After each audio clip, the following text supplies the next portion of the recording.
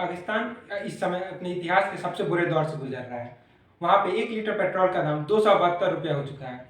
एक US dollar वहाँ पे 268 पाकिस्तानी रुपीज़ के बराबर हो चुका है। पाकिस्तान दुनिया में इकलौता ऐसा गरीब देश नहीं है, लेकिन फिर भी पाकिस्तान ही एक ऐसा देश है जिसे सबसे ज़्यादा फाइनेंशियल एड्स मिलते हैं। ऐसा क्यों है, इस वीडियो में हम समझेंगे लोग। साथ में ये भी समझेंगे लोग कि पाकिस्तानी मीडिया और गवर्नमेंट और मिलिट्री का वहाँ पे क्या रोल है इस पूरे क्राइसिस में।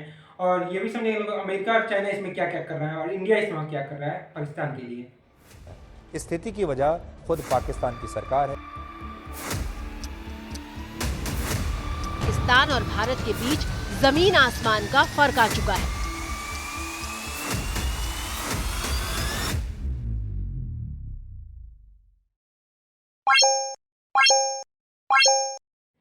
जब इंडिपेंडेंस हमें मिला तो हमने इंडिया ने पाकिस्तान को अपनी 1/3 मिलिट्री प्रोवाइड की और साथ में 55 करोड़ रुपए प्रोवाइड किए। लेकिन इसका यूज पाकिस्तान ने मतलब अपने इंफ्रास्ट्रक्चर बिल्ड करने के लिए या अपनी इकोनॉमी को बढ़ाने के लिए नहीं किया, उल्टा टेररिज्म को बढ़ाने के लिए किया। ऐसा इसलिए हुआ क्योंकि इंडिया में बहुत सारे अच्छे अच्छे लीडर थे, लेकिन वहाँ पे सिर्फ जिन्ना के अलावा कोई अभी तक का अच्छा लीडर मिला ही नहीं है पाकिस्तान को।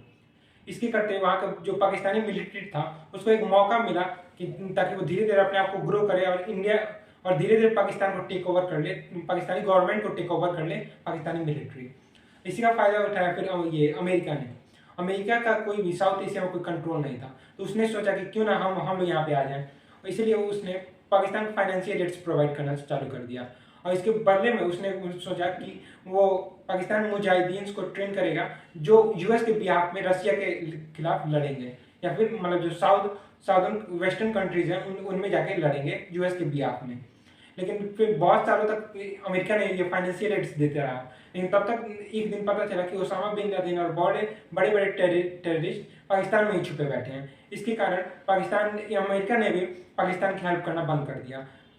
इससे अब पाकिस्तान का बहुत ज़्यादा इकोनॉमी डाउन हो गया, क्योंकि जब अमेरिका हटा फाइनेंशियल एड देना बंद कर दिया, साथ ही जितने कंपनीज वहाँ पे लगे थे अमेरिकी कंपनी पाकिस्तान में उसने भी हटा लिया। और वहाँ पे पाकिस्तान में कोई टूरिज्म था नहीं, इसलिए पाकिस्तान की इकोनॉमी बहुत ज़्यादा डाउन होने लगी।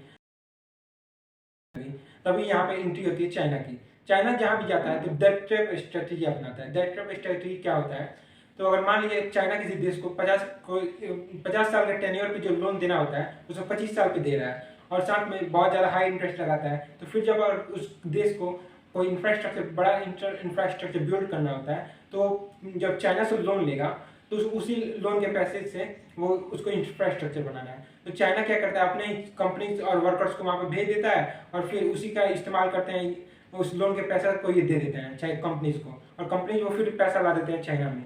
लेकिन ऑन पेपर यही बना रहता है कि लोन का पैसा उसी देश में आए और इसके साथ इंटरेस्ट बढ़ता जाता है, और इंटरेस्ट नहीं चुकाने पे चाइना उस देश की कुछ जमीन ले लेता है। चाइना ने यही डेट ट्रैप स्ट्रेटजी अपनाते हुए श्रीलंका के एक मेजर पोर्ट को ऑक्युपाई कर लिया, और यही डेट ट्रैप स्ट्रेटजी अपना के 2015 से ही पाकिस्तान में एक सीपेक यानी चाइना पाकिस्तान इकोनॉमिक कॉरिडोर पे काम शुरू किया, जिसके तहत वो एक बहुत बड़ा रोड बना रहे हैं ये अपर पाकिस्तान से लोअर पाकिस्तान तक, और साथ में नीचे ग्वादर पोर्ट भी चाइना नहीं बनाया ये अपनी डेट ट्रैप स्ट्रेटजी से। अब इसका इस्तेमाल वो लोग अपने फायदे के लिए कर रहे हैं, ताकि अगर वो पाकिस्तान लोन नहीं चुका पाए तो वो इसका major part Pakistan China occupy कर लेगा और उसका यूज फिर करेगा इंडिया के खिलाफ। अब आप सोचते होंगे कि इसमें पाकिस्तान की गवर्नमेंट और मिलिट्री क्यों नहीं कुछ कर रही है। तो अगर आप देखें तो पहले ही मैंने आपको बताया कि जब से इंडिपेंडेंस मिला तब से पाकिस्तान मिलिट्री धीरे धीरे करके ऑक्युपाई करते जा रही है, पाकिस्तान गवर्नमेंट के ऊपर एक कब्जा जमाते जा रही है। और यही एक सबसे बड़ा रीज़न यही है पाकिस्तान में क्राइसिस का, क्योंकि पाकिस्तान मिलिट्री बस पैसा लूटते जा रही है पाकिस्तान के बजट में से। और पिछले साल देखें तो 2022 में 15% बजट का पाकिस्तानी बजट का सिर्फ डिफेंस में गया था। पाकिस्तान की आर्मी ने आज तक कोई जंग जीता नहीं है, लेकिन फिर भी इतना पैसा वो यूज कहाँ करते हैं कि किसी को नहीं पता। अभी प्रेजेंट में पाकिस्तान के आर्मी का जो नेटवर्थ है वो 1 लाख करोड़ से भी ज़्यादा का है। आप सोच सकते हैं कितना ज़्यादा पैसा वो लूटे हैं, और ये तो बस ऑन पेपर रिकॉर्ड है, ऑफ पेपर रिकॉर्ड कहीं इससे भी ज़्यादा होगा। पाकिस्तान की आर्मी एक दुनिया की इकलौती आर्मी है जो बहुत सारे मतलब तेल का कपड़ा साबुन बैंक एंटरप्राइज हर चीज़ के बिजनेस में आ गए हैं। ये एक इकलौती दुनिया की एक ऐसी आर्मी है जो बिजनेस भी करती है, और वो भी कोई एक दो नहीं बल्कि हर फील्ड का बिजनेस करती है पाकिस्तानी आर्मी। और ऐसा नहीं है कि इस पे कोई सवाल नहीं उठा सकता, कोई उठाता है लेकिन उस सवाल को दबा दिया जाता है, क्योंकि पाकिस्तानी मीडिया और गवर्नमेंट, पाकिस्तान की गवर्नमेंट पे मिलिट्री का ही कंट्रोल है। वहाँ जितने भी प्राइम मिनिस्टर इलेक्ट होकर आते हैं वो मिलिट्री के ही राय पे आते हैं, कोई भी उनके खिलाफ जाने की कोशिश नहीं कर सकता है। अब ये सब चल ही रहा था कि मतलब जब इमरान खान आए तो उन्होंने सीपेक पे काम रुकवा दिया था। अब सीपेक पे काम रुकवा दिया तो चाइना ने जो इलेक्ट्रिसिटी देते थे पाकिस्तान को, उन्होंने इलेक्ट्रिसिटी कट कर दिया, और इसके करते सिर्फ 2022 में 4% जीडीपी घट गई पाकिस्तान की, सिर्फ इलेक्ट्रिसिटी शॉर्टेज होने के कारण। और 2022 में आपको पता था कि फ्लड आया था बहुत ज़्यादा, जिसमें 1/3 पाकिस्तान सबमर्ज हो गया था उस फ्लड के कारण।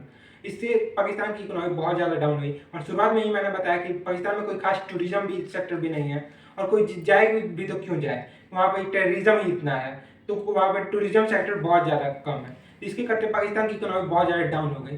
अब पाकिस्तान के पास सिर्फ 2 ही रास्ते हैं, या तो वो आके कोई कंपनी आके, कोई कंट्री आके हेल्प कर दे, या फिर वो किसी के पास जाके भीख मांगे कि मतलब लोन दे दो मेरे को।